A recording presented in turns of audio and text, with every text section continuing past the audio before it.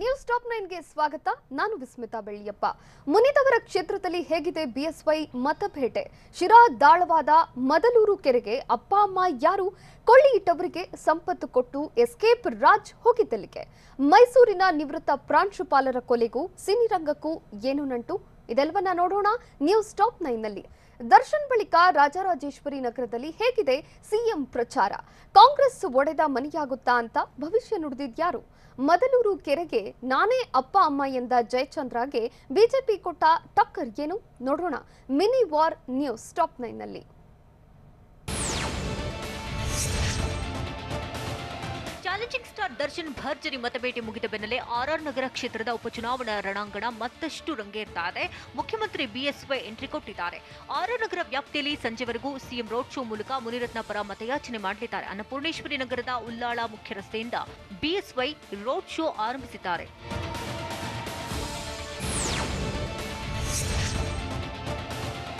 BJP ಅಭ್ಯರ್ಥಿ ಮುನಿರತ್ನ ಪರ CM BSY ಅಬ್ಬರದ ಪ್ರಚಾರ ನಡೆಸ್ತಾ ಇದ್ದಾರೆ. ಜಾಲಹಳ್ಳಿ ಲಕ್ಷ್ಮೀದೇವಿ ನಗರ, ಲಗ್ಗೆರೆ, ಕೊಟ್ಟಿಗೆಪಾಳ್ಯ, ಜ್ಞಾನ ಭಾರತಿ ವಾರ್ಡ್ನಲ್ಲಿ ಬಿಎಸ್ವೈ ಮತಯಾಚನೆ ಮಾಡಲಿದ್ದಾರೆ. ಇನ್ನು ಜೆಡಿಎಸ್ ಅಭ್ಯರ್ಥಿ ಕೃಷ್ಣಮೂರ್ತಿ ಪರ ಜಾಲಹಳ್ಳಿ, ಲಗ್ಗೆರೆ, ಚೌಡೇಶ್ವರಿ ನಗರ, ಎಚ್ಎಂಟಿ ವಾರ್ಡ್ ಹಾಗೂ ಪಾಪರೆಡ್ಡಿಪಾಳ್ಯದಲ್ಲಿ ಮಾಜಿ ಸಿಎಂ ಕುಮಾರಸ್ವಾಮಿ ಪ್ರಚಾರ ನಡೆಸ್ತಾ ಇದ್ದಾರೆ. ಮತ್ತೊಂದೆಡೆ ಕಾಂಗ್ರೆಸ್ ಅಭ್ಯರ್ಥಿ ಕುಸುಮಾ ಪರ ಡಿಕೆಶಿ ಕ್ಯಾಂಪೇನ್ ಮಾಡ್ತಿದ್ದಾರೆ.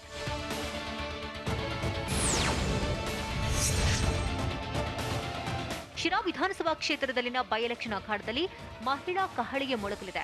ಕಾಂಗ್ರೆಸ್ ಈಗಾಗಲೇ ಮನೆ ಮನೆ ಪ್ರಚಾರ ನಡೆಸಿದ್ದು ಮಹಿಳಾ ಮತದಾರರನ್ನು ಸೆಳೆಯುವುದಕ್ಕೆ ಗ್ರಾಮ ಪಂಚಾಯಿತಿಗಳಲ್ಲಿ ಸಮಾವೇಶ ನಡೆಸಲಾಗ್ತಾ ಇದೆ. ಶಾಸಕಿ ಲಕ್ಷ್ಮೀ ಹೆಬ್ಬಾಳ್ಕರ್, ಮಹಿಳಾ ಘಟಕದ ಅಧ್ಯಕ್ಷೆ ಪುಷ್ಪಾ ಅಮರನಾಥ್ ಸೇರಿದಂತೆ ಹಲವರಿಂದ ಮತಬೇಟೆ ನಡೆಸಲಾಗುತ್ತಿದೆ.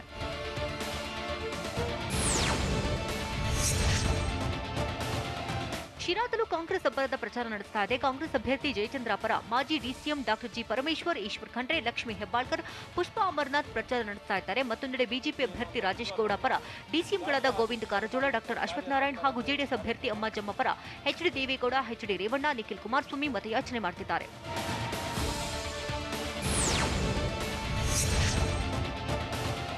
ಉಪಚುನಾವಣೆ ಬಳಿಕ ಕಾಂಗ್ರೆಸ್ ಒಡೆದ ಮನೆಯಾಗ್ತಾ ಇದೆ ಅಂತ ಡಿಸಿಎಂ ಗೋವಿಂದ ಕಾರಜೋಳ ಟೀಕೆ ಮಾಡಿದ್ದಾರೆ.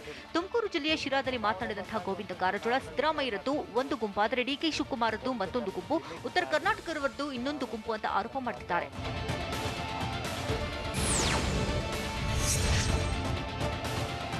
ಸೋನಿಯಾ ಗಾಂಧಿಗೆ ದುಂಬಾಲು ಬಿದ್ದು ಡಿಕೆಶಿ ಕೆಪಿಸಿಸಿ ಅಧ್ಯಕ್ಷರಾಗಿದ್ದಾರೆ. ಸಿಎಂ ಆಗಬೇಕೆಂಬ ಡಿಕೆಶಿಯ ಕನಸು ನುಚ್ಚುನೂರಾಗಲಿದೆ ಅಂತ ಡಿಸಿಎಂ ಗೋವಿಂದ ಕಾರಜೋಳ ಕಿಡಿಕಾರಿದ್ದಾರೆ.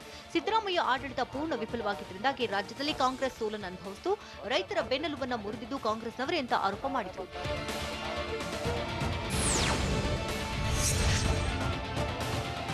ಎರಡು ಕ್ಷೇತ್ರಗಳಲ್ಲಿ ಈಗಾಗಲೇ ಗೆದ್ದಾಗಿದೆ ಎಂಬ ಸಿಎಂ ಹೇಳಿಕೆಗೆ ಎಚ್ಡಿ ಕುಮಾರಸ್ವಾಮಿ ತಿರುಗೇಟು ಕೊಟ್ಟಿದ್ದು, ಅವರಲ್ಲಿ ಅಧಿಕಾರ, ಹಣಬಲದಿಂದ ಗೆಲ್ತೇವೆ ಎಂಬ ಭಾವನೆ ಇದೆ ಅಂತ ಆಕ್ರೋಶ ವ್ಯಕ್ತಪಡಿಸಿದರು.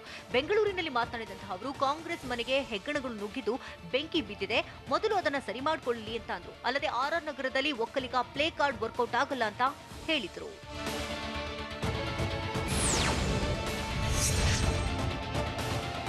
ಶಿರಾ ನೀರಾವರಿ ಯೋಜನೆಗಳಿಗೆ ಬಿಜೆಪಿಯಿಂದಲೇ ಅಡ್ಡಗಾಲು ಅಂತ ಕಾಂಗ್ರೆಸ್ ಅಭ್ಯರ್ಥಿ ಟಿಬಿ ಜಯಚಂದ್ರ ಆರೋಪ ಮಾಡಿದ್ದಾರೆ.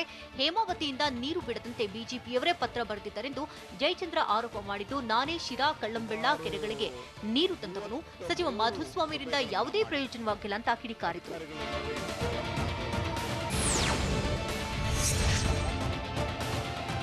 ನೀರಾವರಿ ಯೋಜನೆಗಳಿಗೆ ಅಪ್ಪ ಅಮ್ಮ ನಾನೇ ಎನ್ನುವವರು ಇಷ್ಟು ದಿನ ಯಾಕೆ ನೀರು ಬಿಡಲಿಲ್ಲ ಎಂದು ಡಿಸಿಎಂ ಕಾರಜೋಳ ಪ್ರಶ್ನೆ ಮಾಡಿದ್ದಾರೆ.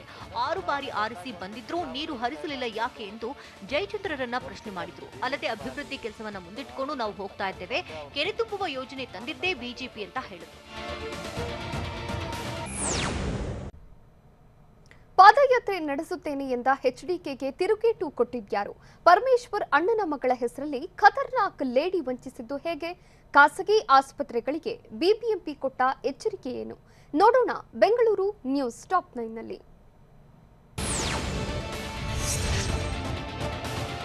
ಮದಲೂರು ಕೆರೆ ತುಂಬಿಸದಿದ್ದರೆ ಶಿರಾದಿಂದ ಬೆಂಗಳೂರಿಗೆ ಪಾದಯಾತ್ರೆ ನಡೆಸುತ್ತೇನೆ ಎಂದು ಎಚ್ಚರಿಕೆ ನೀಡಿದಂತಹ ಎಚ್ಡಿಕೆಗೆ ಬಿಜೆಪಿ ಪ್ರಧಾನ ಕಾರ್ಯದರ್ಶಿ ಎನ್ ರವಿಕುಮಾರ್ ತಿರುಗೇಟು ಕೊಟ್ಟಿದ್ದಾರೆ. ನೀರು ಹರಿಸಬಾರದು ಅಂತ ಸರ್ಕಾರ ನಿರ್ಧಾರ ಮಾಡಿದ್ರೆ ಕಾಲುವೆ ನಿರ್ಮಾಣಕ್ಕೆ ಯಾಕೆ ಹಣ ಬಿಡುಗಡೆ ಮಾಡಿತ್ತು? ಅಲ್ಲದೆ 6 ತಿಂಗಳೊಳಗೆ ನೀರು ಹರಿಸ್ತೇವೆ, ಕುಮಾರಸ್ವಾಮಿಗೆ ಪಾದಯಾತ್ರೆ ಮಾಡುವ ಅವಕಾಶವೇ ಸಿಗೋದಿಲ್ಲ, ಅವರು ಕೇವಲ ಚಪ್ಪಲಕ್ಕೆ ಹೇಳಿಕೆ ಕೊಟ್ಟಿದ್ದಾರೆ ಅಂತ ಹೇಳಿದ್ರು.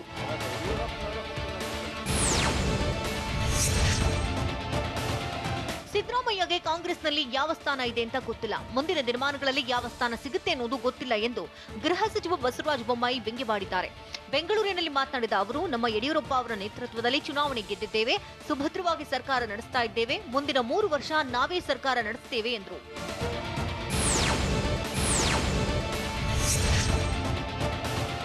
ಮಾಜಿ ಡಿಸಿಎಂ ಡಾಕ್ಟರ್ ಜಿ ಪರಮೇಶ್ವರ್ ಅಣ್ಣನ ಮಗಳೆಂದು ವಂಚಿಸ್ತಾ ಇದ್ದ ಯುವತಿಯನ್ನ ಜ್ಞಾನ ಭಾರತಿ ಠಾಣೆ ಪೊಲೀಸರು ಬಂಧಿಸಿದ್ದಾರೆ. ಪ್ರಧಾನಮಂತ್ರಿ ಮುದ್ರಾ ಯೋಜನೆಯಡಿ ಬ್ಯಾಂಕ್ನಿಂದ ಸಾಲ ಕೊಡಿಸುವುದಾಗಿ 10ಕ್ಕೂ ಹೆಚ್ಚು ಜನರಿಗೆ ಪಲ್ಲವಿ ವಂಚಿಸಿದ್ದಳು. ಅಲ್ಲದೆ 4 ಲಕ್ಷ ರೂಪಾಯಿ ಕಾರು ಬಾಡಿಗೆ ಸಹ ಉಳಿಸಿಕೊಂಡಿತ್ತು. ಬಳಿಕ ಪರಮೇಶ್ವರ್ ಬಳಿ ಕರೆದೊಯ್ದಾಗ ಪಲ್ಲವಿಯ ನಿಜ ಬಣ್ಣ ಬಯಲಾಗಿದೆ.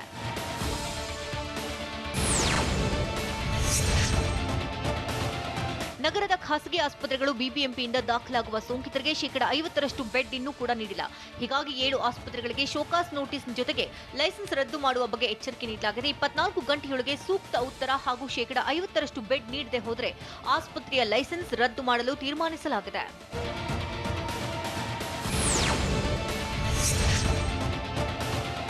ಕೊರೋನಾ ಬಗ್ಗೆ ನಿರ್ಲಕ್ಷ್ಯ ಮಾಡಿದ್ರೆ ಪ್ರಾಣಕ್ಕೆ ಕುತ್ತು ಎದುರಾಗಲಿದೆ. ಸೋಂಕಿನ ಲಕ್ಷಣಗಳು ಇಲ್ಲದೆ ಹೋದ್ರೂ ಜನರು ಸಾವಿಗೆ ಈಡಾಗ್ತಾ ಇದ್ದು, ಕೊರೋನಾ ಬಗ್ಗೆ ನಿರ್ಲಕ್ಷ್ಯ ಮಾಡಿದ್ರೆ ಅಪಾಯ ಕಟ್ಟಿಟ್ಟ ಬುತ್ತಿಯಾಗಿದೆ. ಬೆಂಗಳೂರಿನಲ್ಲಿ ಬಿಬಿಎಂಪಿ ಅಧಿಕಾರಿಗಳು ಗಂಟಲು ದ್ರವ ಟೆಸ್ಟ್ ಮಾಡುತ್ತಿದ್ದು ಆರೋಗ್ಯವಂತರಾಗಿದ್ದು, ಮೃತಪಟ್ಟವರ ಪೈಕಿ ಹಲವರಿಗೆ ಕೊರೋನಾ ಸೋಂಕು ಪತ್ತೆಯಾಗಿದೆ.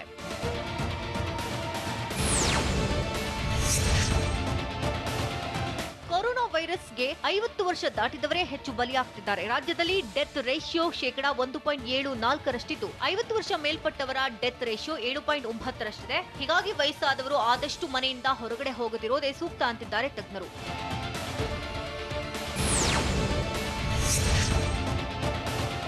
ರಾಷ್ಟ್ರೀಯ ಏಕತಾ ದಿನ ಪ್ರಯುಕ್ತ ವಿಧಾನಸೌಧದ ಮುಂಭಾಗದಲ್ಲಿ ಕೆಎಸ್ಆರ್ಪಿಯಿಂದ ಸೈಕಲ್ ಜಾಥಾ ಆಯೋಜಿಸಲಾಗಿತ್ತು. ಕಾರ್ಯಕ್ರಮದಲ್ಲಿ ಗೃಹ ಸಚಿವ ಬಸವರಾಜ ಬೊಮ್ಮಾಯಿ, ರಾಜ್ಯ ಪೊಲೀಸ್ ಮಹಾನಿರ್ದೇಶಕ ಪ್ರವೀಣ್ ಸೂದ್, ಬೆಂಗಳೂರು ಪೊಲೀಸ್ ಆಯುಕ್ತ ಕಮಲ್ ಪಂತ್ ಭಾಗಿಯಾಗಿದ್ದರು. ವಿಧಾನಸೌಧದಿಂದ ಬೊಮ್ಮನಹಳ್ಳಿವರೆಗೆ ಸೈಕಲ್ ಜಾಥಾ ನಡೆಯಿತು. ಪರಾರಿಯಾದ ಸಂಪತ್ ರಾಜ್ಗಾಗಿ ಹೇಗಿದೆ ಶೋಧ ಕಾರ್ಯ? ಗುಂಡಿನ ದಾಳಿ ಮಾಡಿದ ಯುವಕನಿಗೆ ಥಳಿಸಿದ್ದಲ್ಲಿ ನಿಷ್ಕರುಣಿ ತಾಯಿ ಮಗುವಿಗೆ ಮಾಡಿದೇನು? ನೋಡೋಣ ದಕ್ಷಿಣ ಕರ್ನಾಟಕ ನ್ಯೂಸ್ ಟಾಪ್ 9ನಲ್ಲಿ.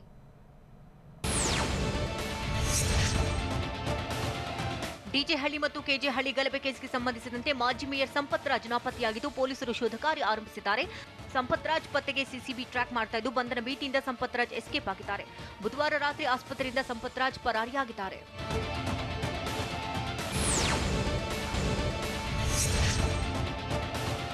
ನಿವೃತ್ತ ಪ್ರಾಂಶುಪಾಲ ಪರಶುಮೂರ್ತಿ ಕೊಲೆ ಪ್ರಕರಣಕ್ಕೆ ಟ್ವಿಸ್ಟ್ ಸಿಕ್ಕಿದೆ. ಕೊಲೆ ಪ್ರಕರಣದ ಆರೋಪಿಗಳಿಗೆ ಚಿತ್ರರಂಗದ ನಂಟಿದೆ. ಕೊಲೆ ಪ್ರಕರಣದ ಪ್ರಮುಖ ಆರೋಪಿ ವಿಶ್ವನಾಥ್ ಭಟ್, ಗಾಯಕಿ ಅನನ್ಯ ಭಟ್ ತಂದೆಯಾದರೆ ಮತ್ತೊಬ್ಬ ಆರೋಪಿಯಾದ ಸಿದ್ದರಾಜು ಪುತ್ರ ಶ್ರೀ ಕಿರಣ್ ಸಾರೂಕ್ ಚಿತ್ರದಲ್ಲಿ ನಟಿಸಿದ್ದಾರೆ.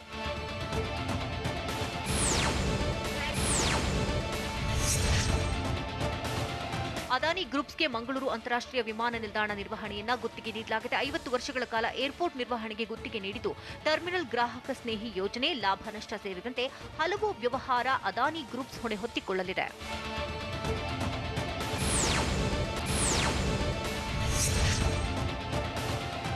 ಕೊರೋನಾ ವೈರಸ್ ಸೋಂಕು ಅಬ್ಬರಿಸ್ತಾ ಇದ್ರೂ ಸಹ ಜನ ಮಾತ್ರ ಕ್ಯಾರೆ ಅಂತಿಲ್ಲ. ವೈರಸ್ ಅಟ್ಟಹಾಸ ಮೆರೀತಾ ಇರೋದನ್ನೇ ಮರೆತು ಬಿಟ್ಟಿದ್ದಾರೆ. ಇದಕ್ಕೆ ಸಾಕ್ಷಿಯೇ ದಾವಣಗೆರೆ ಜಿಲ್ಲೆಯ ಜಗಳೂರು ಸಂತೆ. ಬೆಳಗ್ಗೆಯಿಂದ ನೂರಾರು ಜನರು ಸಂತೆಯಲ್ಲಿ ಜಮಾಯಿಸಿದ್ದು, ಮಾಸ್ಕ್ ಹಾಕದೆ ದೈಹಿಕ ಅಂತರವೇ ಇಲ್ಲದೆ ನಿರ್ಲಕ್ಷ್ಯ ತೋರುತ್ತಿದ್ದಾರೆ.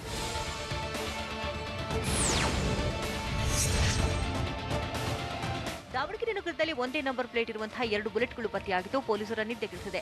ಯಾರು ಮತ್ತು ಎಲ್ಲಿಂದ ಹೇಗೆ ನಂಬರ್ ನೀಡಲಾಗಿದೆ ಅನ್ನೋದನ್ನು ಪೊಲೀಸರು ಶೋಧ ನಡೆಸಿದ್ದಾರೆ. ಇಬ್ಬರು ಬುಲೆಟ್ ಮಾಲೀಕರ ವಿರುದ್ಧ ಕ್ರಿಮಿನಲ್ ಕೇಸ್ ದಾಖಲಿಸಲು ಜಿಲ್ಲಾ ಪೊಲೀಸ್ ವರಿಷ್ಠಾಧಿಕಾರಿ ಹನುಮಂತರಾಯ ಸೂಚಿಸಿದ್ದಾರೆ.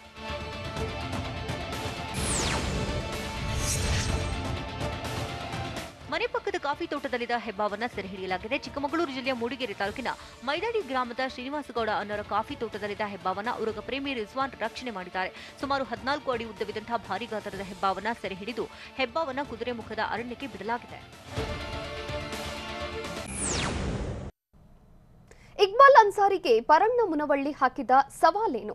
ಅಂತ್ಯ ಸಂಸ್ಕಾರಕ್ಕೆ ಜಲಕಂಟಕ ಎದುರಾಗಿದ್ದಲ್ಲಿ ಅಕ್ರಮ ಮದ್ಯ ಮಾರಾಟದ ವಿರುದ್ಧ ಮಹಿಳೆಯರು ಸಿಡಿದೆದ್ದಿದ್ದು ಹೇಗೆ? ನೋಡೋಣ ಉತ್ತರ ಕರ್ನಾಟಕ ನ್ಯೂಸ್ ಟಾಪ್ 9ನಲ್ಲಿ. ಹಾವೇರಿ ನಗರಸಭಾ ಅಧ್ಯಕ್ಷ ಮತ್ತು ಉಪಾಧ್ಯಕ್ಷ ಸ್ಥಾನಕ್ಕೆ ಇವತ್ತು ಚುನಾವಣೆ ನಡೀತಾ ಇದ್ದು, ಕಾಂಗ್ರೆಸ್ ಮತ್ತು ಬಿಜೆಪಿಗೆ ಸ್ಪಷ್ಟ ಬಹುಮತ ಇಲ್ಲ ಎನ್ನುವಂತಾಗಿದೆ. 31 ಸದಸ್ಯ ಬಲದ ನಗರಸಭೆಯಲ್ಲಿ ಕಾಂಗ್ರೆಸ್ 15, ಬಿಜೆಪಿ 9 ಮತ್ತು 7 ಜನ ಪಕ್ಷೇತರ ಸದಸ್ಯರಿದ್ದಾರೆ. ಪಕ್ಷೇತರ ಸದಸ್ಯರನ್ನ ಸೆಳೆದು ಅಧಿಕಾರದ ಚುಕ್ಕಾಣಿ ಹಿಡಿಯಲು 2 ಪಕ್ಷಗಳು ತಯಾರಿ ನಡೆಸಿವೆ.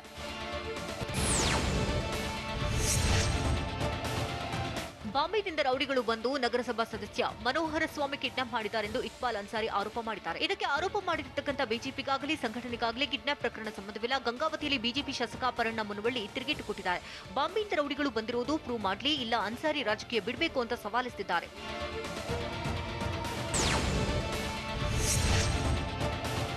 ಕಾಂಗ್ರೆಸ್ ನಾಯಕ ಇಕ್ಬಾಲ್ ಅನ್ಸಾರಿಗೆ ಟಾಂಗ್ ಕೊಟ್ಟಿರ್ತಕ್ಕಂಥ ಪರಣ್ಣ ಮುನವಳ್ಳಿ, ಅನ್ಸಾರಿಗೆ ಬಾಂಬೆ ಲಿಂಕ್ ಇದೆ, ಅವರೇ ಬಾಂಬೆಯಿಂದ ರೌಡಿಗಳನ್ನ ಕರೆಸಿರಬೇಕು, ಅವರೇ ನಕ್ಸಲೈಟ್ಗಳನ್ನ ಬೆಳೆಸಿದ್ದಾರೆ, ಇಂದಿಗೂ ಕೂಡ ನಕ್ಸಲೈಟ್ಗಳನ್ನ ಬೆಳೆಸ್ತಾ ಇದ್ದಾರೆ, ದೇವರು ನಮಗೆ ಒಳ್ಳೆಯ ಸಂಸ್ಕೃತಿ ಕಲಿಸಿದ್ದಾನೆ ಅಂತ ಕಿಡಿಕಾರಿದ್ರು.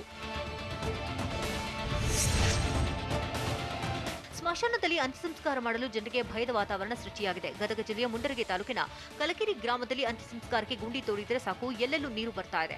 ಹಳ್ಳದಲ್ಲಿ ಅವೈಜ್ಞಾನಿಕ ಕೆರೆ ನಿರ್ಮಾಣ ಮಾಡಿದ್ರಿಂದಾಗಿ ಸ್ಮಶಾನದಲ್ಲಿ ನೀರು ಬರ್ತಾ ಇದ್ದು ಗ್ರಾಮಸ್ಥರು ಆಕ್ರೋಶ ವ್ಯಕ್ತಪಡಿಸಿದ್ದಾರೆ.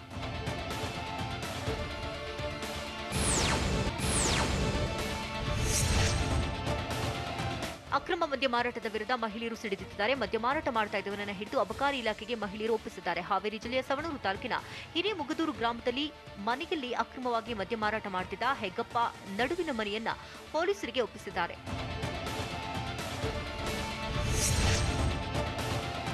ಧಾರವಾಡ ಜಿಲ್ಲೆಯಲ್ಲಿ ನಿರಂತರವಾಗಿ ಸುರಿದಂತಹ ಮಳೆಯಿಂದಾಗಿ ರೈತರು ಕಷ್ಟಪಟ್ಟು ಬೆಳೆದಂತಹ ಮೆಣಸಿನಕಾಯಿ ಬೆಳೆ ಹಾನಿಯಾಗಿದೆ. ಕುಂದಗೋಳ ತಾಲೂಕಿನ ಗುಡೇನಕಟ್ಟಿ ಗ್ರಾಮದ ರೈತನೇ ಬೆಳೆ ನಾಶ ಮಾಡಿದ್ದಾನೆ. ಟ್ರ್ಯಾಕ್ಟರ್ ರೂಟರ್ ಮೂಲಕ 8750 ಹೆಕ್ಟೇರ್ ಜಮೀನಿನಲ್ಲಿ ಬೆಳೆದ ಮೆಣಸಿನಕಾಯಿ ಬೆಳೆಯನ್ನ ರೈತ ಬಸವರಾಜ್ ಯೋಗಪ್ಪನವರು ನಾಶ ಮಾಡಿದ್ದಾರೆ.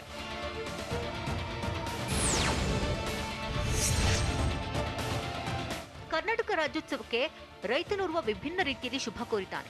ರಾಯಚೂರು ಜಿಲ್ಲೆಯ ಸಿಂಧನೂರು ತಾಲೂಕಿನ ರೈತ ರವಿಗೌಡ ತನ್ನ ಜಮೀನಿನಲ್ಲಿ ಬೆಳೆದಿದ್ದ ಸಣ್ಣ ಸಾಸಿವೆ ಕಾಳಿನಿಂದ ಕನ್ನಡ ರಾಜ್ಯೋತ್ಸವ ಶುಭಾಶಯ ಕೋರಿದ್ದಾನೆ. ಸುಮಾರು 9,000 ಸಾಸಿವೆ ಕಾಳಿನಿಂದ ರಾಜ್ಯೋತ್ಸವಕ್ಕೆ ವಿಶೇಷ ರೀತಿಯಲ್ಲಿ ಶುಭ ಕೋರಿದ್ದು ಸ್ಥಳೀಯರು ಮೆಚ್ಚುಗೆ ವ್ಯಕ್ತಪಡಿಸಿದ್ದಾರೆ. ಅಮೆರಿಕ ಫ್ರಾನ್ಸ್ನಲ್ಲಿ ಕೊರೋನಾ 2ನೇ ಅಲೆ ಆರ್ಭಟ ಹೇಗಿದೆ? ಮೋದಿ ಚಾಲನೆ ಕೊಟ್ಟ ಸೀ ಪ್ಲೇನ್ ವಿಶೇಷತೆ ಏನು? ಬ್ಲೂ ಮೂನ್ಗೂ ಮುನ್ನ ಟರ್ಕಿ ಗ್ರೀಸ್ನಲ್ಲಿ ಆದ ಅನಾಹುತ ಏನು? ನೋಡೋಣ ನ್ಯಾಷನಲ್ ನ್ಯೂಸ್ ಟಾಪ್ 9ನಲ್ಲಿ.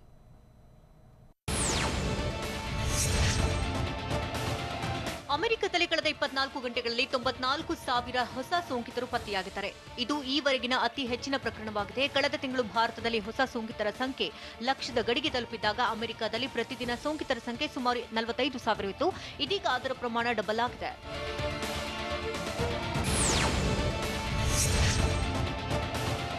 ಫ್ರಾನ್ಸ್ನಲ್ಲಿ ಕೊರೋನಾ 2ನೇ ಅಲೆಯ ಆರ್ಭಟ ಶುರುವಾಗಿದೆ. ಕಳೆದೊಂದು ದಿನದಲ್ಲಿ 49,000 ಪ್ರಕರಣಗಳು ದಾಖಲಾಗಿದ್ದು 256 ಜನರು ಸೋಂಕಿಗೆ ಬಲಿಯಾಗಿದ್ದಾರೆ. ಈ ಮೂಲಕ ಸೋಂಕಿತರ ಸಂಖ್ಯೆ 13 ಲಕ್ಷ ತಲುಪಿದ್ದು ಒಟ್ಟು 36,565 ಜನರು ಪ್ರಾಣ ಕಳೆದುಕೊಂಡಿದ್ದಾರೆ. ಕೊರೋನಾ ನಿಯಂತ್ರಿಸಲು ಫ್ರಾನ್ಸ್ನಲ್ಲಿ ನಿನ್ನೆಯಿಂದ ಮತ್ತೆ ಲಾಕ್ಡೌನ್ ಜಾರಿಗೊಳಿಸಲಾಗಿದೆ.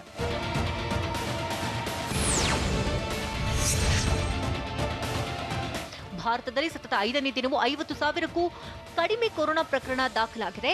ಕಳೆದ 24 ಗಂಟೆಗಳಲ್ಲಿ 48,268 ಜನರಿಗೆ ವೈರಸ್ ಅಟ್ಯಾಕ್ ಆಗಿದೆ. ಈ ಮೂಲಕ ದೇಶದಲ್ಲಿ ಸೋಂಕಿತರ ಸಂಖ್ಯೆ 81,37,000 ದಾಟಿದ್ದು 74 ಲಕ್ಷಕ್ಕೂ ಹೆಚ್ಚಿನ ಜನರು ಗುಣಮುಖರಾಗಿದ್ದಾರೆ.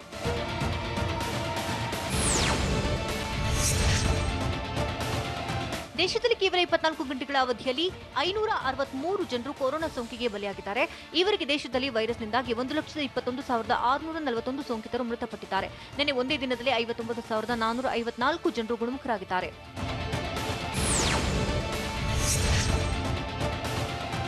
ಕೋವ್ಯಾಕ್ಸಿನ್ ಲಸಿಕೆಯ 3ನೇ ಹಂತದ ಪ್ರಯೋಗಕ್ಕೆ 2 ದಿನಗಳಲ್ಲಿ ದೆಹಲಿ ಏಮ್ಸ್ ಪ್ರಸ್ತಾಪ ಸಲ್ಲಿಸಲಿದೆ. 3ನೇ ಹಂತದ ಪ್ರಯೋಗಕ್ಕೆ ಭಾರತ್ ಬಯೋಟೆಕ್ ಸಂಸ್ಥೆಗೆ drugs controller general of India ಅನುಮತಿಯನ್ನು ಕೊಟ್ಟಿದೆ. ಹೀಗಾಗಿ ದೆಹಲಿಯ ಏಮ್ಸ್ ಭಾರತ್ ಬಯೋಟೆಕ್ಗೆ ಪ್ರಸ್ತಾಪ ಸಲ್ಲಿಸಲು ಸಿದ್ಧತೆ ನಡೆಸಿದೆ.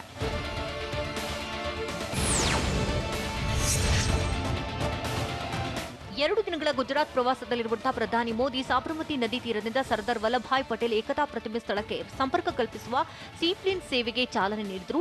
ನೀರು ಮತ್ತು ನೆಲದ ಮೇಲಿಂದ ಹಾರಾಟ ಕೈಗೊಳ್ಳುವ ಲಘು ವಿಮಾನಗಳಲ್ಲಿ 14 ಮಂದಿ ಪ್ರಯಾಣಿಸಬಹುದಾಗಿದೆ.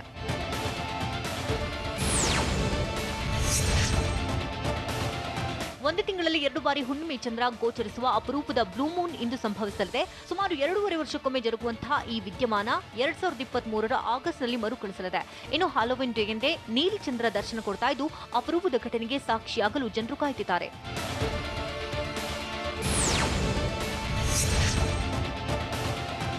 ಬ್ಲೂ ಮೂನ್ ಕಾಣೋಕು ಮುನ್ನವೇ ಜಗತ್ತಿನಲ್ಲಿ ಮಹಾ ವಿಪತ್ತು ಸಂಭವಿಸಿದೆ. ನಿನ್ನೆ ಟರ್ಕಿ ಮತ್ತು ಗ್ರೀಸ್ಗೆ ಸೇರಿರೋ ದ್ವೀಪಗಳಲ್ಲಿ ಭೂಕಂಪ ಸಂಭವಿಸಿರುವುದರ ಜೊತೆಗೆ ಸುನಾಮಿ ಕೂಡ ಇದ್ದಿದೆ. ಇದರ ಪರಿಣಾಮ 17 ಜನ ಪ್ರಾಣ ಕಳೆದುಕೊಂಡಿದ್ದರೆ 709ಕ್ಕೂ ಅಧಿಕ ಜನ ಗಾಯಗೊಂಡಿದ್ದಾರೆ.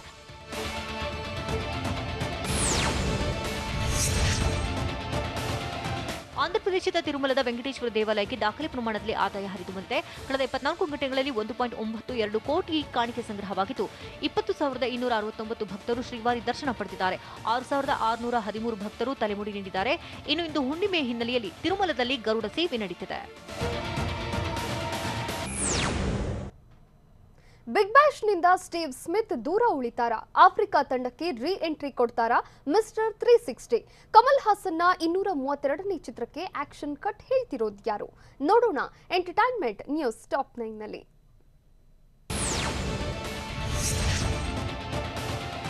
ವಿಯೆನ್ನಾ ಟೆನಿಸ್ ಟೂರ್ನಿಯ ಪುರುಷರ ಸಿಂಗಲ್ಸ್ನ 2 ಸೆಮಿಫೈನಲ್ ಪಂದ್ಯಗಳು ಇಂದು ನಡೆಯಲಿವೆ. ಸಂಜೆ 6:30ಕ್ಕೆ ನಡೆಯುವಂತಹ ಪಂದ್ಯದಲ್ಲಿ ಕೆವಿನ್ ಆಂಡರ್ಸನ್ ಹಾಗೂ ಆಂಡ್ರೆ ರೂಬ್ಲೆವ್ ಮುಖಾಮುಖಿಯಾದರೆ 2ನೇ ಸೆಮೀಸ್ನಲ್ಲಿ ಲೊರೆಂಜೊ ಸೊನೆಗೋ ಹಾಗೂ ಡ್ಯಾನ್ಸ್ ಇವಾನ್ಸ್ ಎದುರಾಳಿಯಾಗಲಿದ್ದಾರೆ.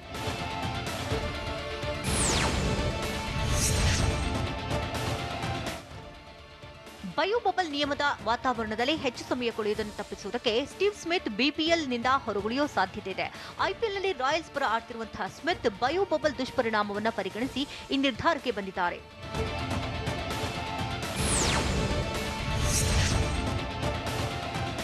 ಎಬಿ ಡಿವಿಲಿಯರ್ಸ್ ಮತ್ತೆ ದಕ್ಷಿಣ ಆಫ್ರಿಕಾ ತಂಡಕ್ಕೆ ವಾಪಸ್ಸಾಗೋ ನಿರೀಕ್ಷೆ ಎಂದು ಮಾಜಿ ನಾಯಕ ಫಾಫ್ ಡ್ಯುಪ್ಲೆಸಿಸ್ ಹೇಳಿದ್ದಾರೆ. ಎಬಿಡಿ ಜೊತೆ ಸಾಕಷ್ಟು ಬಾರಿ ಸಂಪರ್ಕ ಮಾಡಿದ್ದೇನೆ, ಆಫ್ರಿಕಾ ತಂಡಕ್ಕೆ ಮರಳಲು ಕೇಳಿಕೊಂಡಿದ್ದೇನೆ ಎಂದು ಡ್ಯುಪ್ಲೆಸಿಸ್ ತಿಳಿಸಿದ್ದಾರೆ.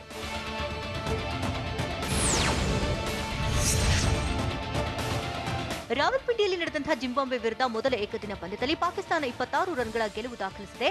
ಮೊದಲು ಬ್ಯಾಟಿಂಗ್ ಮಾಡಿದಂತಹ ಪಾಕ್ 50 ಓವರ್ಗಳಲ್ಲಿ 281 ರನ್ ಕಲೆ ಹಾಕಿತು. ಜಿಂಬಾಬ್ವೆ 255 ರನ್ಗೆ ಆಲ್ಔಟ್ ಆಯಿತು.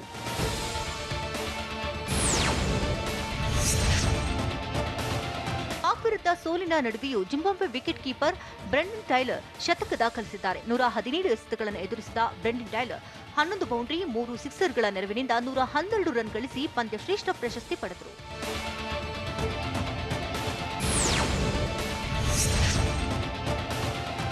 ಸ್ಯಾಂಡಲ್ವುಡ್ ಕ್ವೀನ್ ರಮ್ಯಾ ಸದ್ಯಕ್ಕೆ ಚಿತ್ರರಂಗದಿಂದ ದೂರ ಉಳಿದಿದ್ದಾರೆ. ಆದ್ರೀಗ ಇದ್ದಕ್ಕಿದ್ದ ಹಾಗೆ ಹಳೆ ನೆನಪನ್ನ ಹಂಚಿಕೊಂಡಿದ್ದಾರೆ. ತಮ್ಮ ಮೊದಲ ಚಿತ್ರ ಅಭಿ ಸಿನಿಮಾ ಶೂಟಿಂಗ್ ವೇಳೆ ತೆಗೆದಂತಹ ಮೊದಲ ಫೋಟೋವನ್ನ ಸೋಷಿಯಲ್ ಮೀಡಿಯಾದಲ್ಲಿ ಶೇರ್ ಮಾಡಿದ್ದಾರೆ.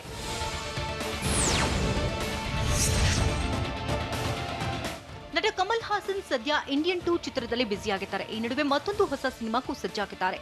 ಕಮಲ್ ಹಾಸನ್ರ 232ನೇ ಚಿತ್ರ ಇದಾಗಿದ್ದು ನಿರ್ದೇಶಕ ಲೋಕೇಶ್ ಕನಗರಾಜನ್ ಆಕ್ಷನ್ ಕಟ್ ಹೇಳಲಿದ್ದಾರೆ.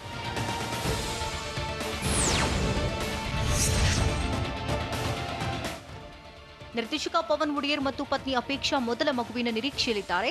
ಈ ಜೋಡಿ ವಿಶೇಷವಾಗಿ ಬೇಬಿ ಬಂಪ್ ಫೋಟೋವನ್ನ ಶೂಟ್ ಮಾಡಿಸಿದೆ. ಈ ಫೋಟೋ ಶೂಟ್ನ ಸಣ್ಣ ಝಲಕ್ ರಿವೀಲ್ ಮಾಡಿದ್ದು ನಾಳೆ ನವೆಂಬರ್ 1ಕ್ಕೆ ಬಿಡುಗಡೆ ಮಾಡಲಿದೆ.